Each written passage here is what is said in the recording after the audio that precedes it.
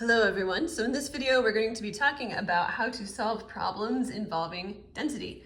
And specifically, there are going to be three types of problems: finding the density if we give you mass and volume, using the density to find either mass or volume, and then finding density using something that's called the water displacement method. So before we do any of these problems, we need to talk about the units of density and some different equations.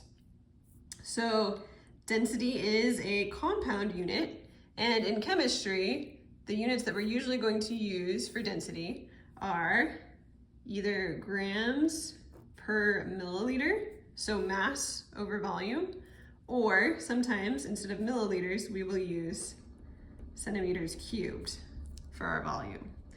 One interesting thing to be aware of, 1 milliliter is actually equal to 1 centimeter cubed. So you can use those interchangeably. 1 milliliter is equal to 1 centimeter cubed. So for example, if you have a density of 5 grams per milliliter, that's also going to be 5 grams per centimeter cubed. So these are basically interchangeable units. There is an equation for density. You've probably learned it before. It is, you take the mass and divide by the volume. So it's mass over volume, which makes a lot of sense because if we want to end up with grams per milliliter or grams per centimeter cubed, we need to divide mass by volume. One way that I learned to remember this back in junior high or high school or something was we would call this the heart equation. So if you draw a heart and then put a line through it like that, the top looks like an M, so that's mass, and the bottom looks like a V, so that's volume. So you can remember density, it's the heart equation, mass over volume. We're gonna stop there with our equations. We will come back to these other two in a second, but I wanna use just this equation for our first problem. So this problem asks, what is the density of an object with a mass of 55 grams and a volume of 70 milliliters? So this problem is asking us to find the density. It says, what is the density? So this is the first type of problem that we listed up here. It's just finding density when they give us mass and volume. These problems are really easy. We just plug the numbers into this equation. We take our mass, which is our grams, so the 55 grams, and we divide it by our volume, which is the 78 milliliters. So again, if you want to see written out, density is equal to mass over volume. And so that will be 55 grams over 78 milliliters. And when we solve that, we'll want to round our answer to two significant figures because there's two significant figures in each of these measurements. We'll end up with 0.71 grams per milliliter. All right, so that is finding density really easy. Just take your mass, divide it by your volume, round to the correct number of significant figures.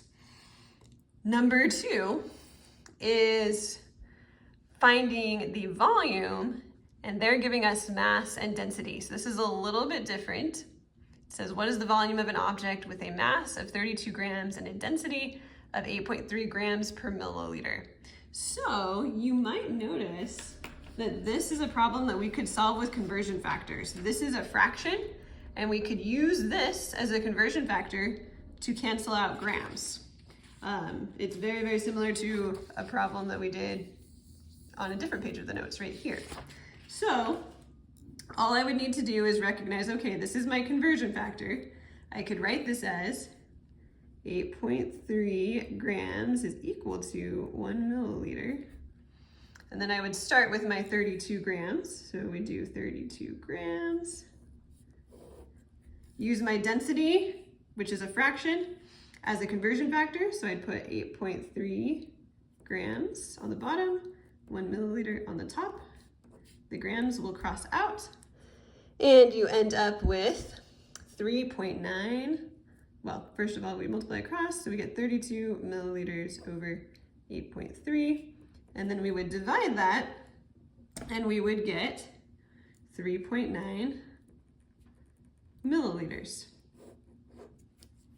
Okay, There is another way to solve this problem. I showed you this way first because for me, since I really like conversion factors, it's easier because you don't have to memorize anything. We just recognize, oh, this is a fraction, we can use it to convert. We need to cancel out grams, so we're gonna put grams on the bottom.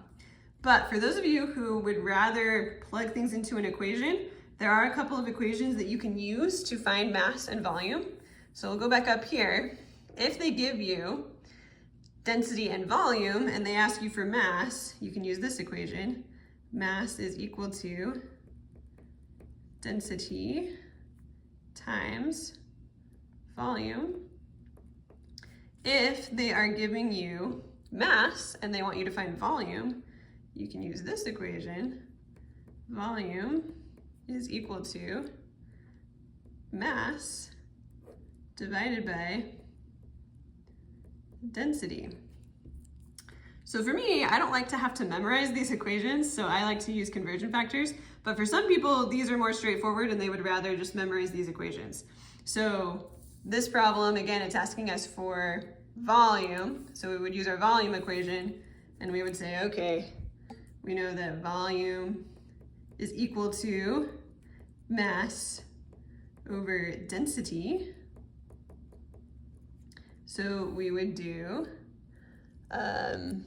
32 grams over 8.3 grams per milliliter. And then you still end up with 3.9 milliliters. And for some people, it's like, oh, that's so much easier.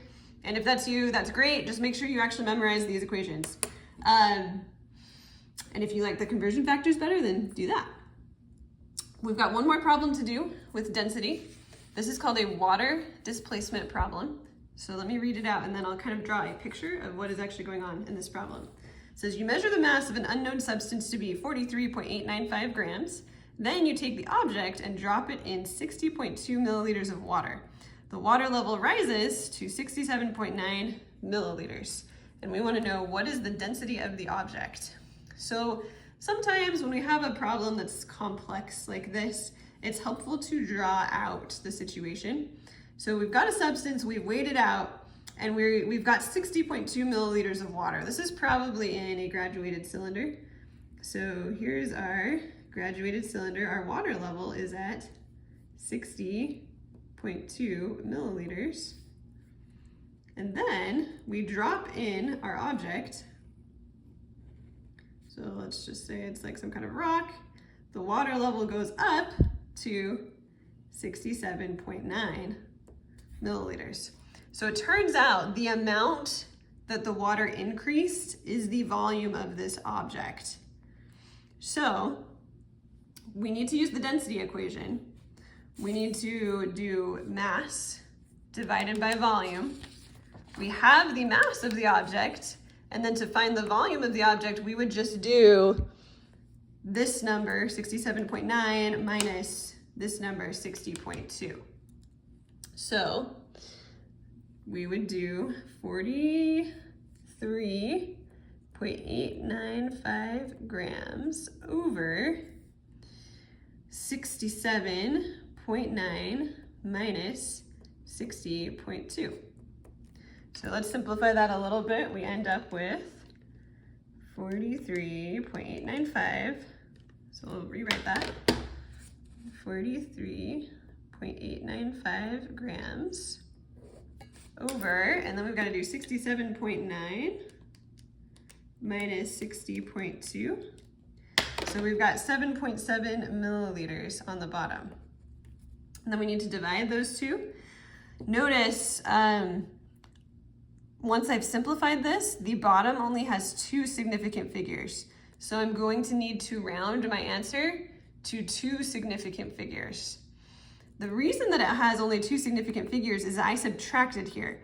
And remember, the rounding rule for subtraction is that we round to the least number of decimal places. So since each of these has one decimal place, our answer needs to have just one, so it'll be 7.7. Now, since we're dividing, we use the rules for dividing, so we round to the least number of significant figures. So we'll do 43.895 divided by 7.7, and we end up with 5.7 grams per milliliter. And that is our density. So we've gone over the 3 different types of density problems, and hopefully you have some good methods for solving those now.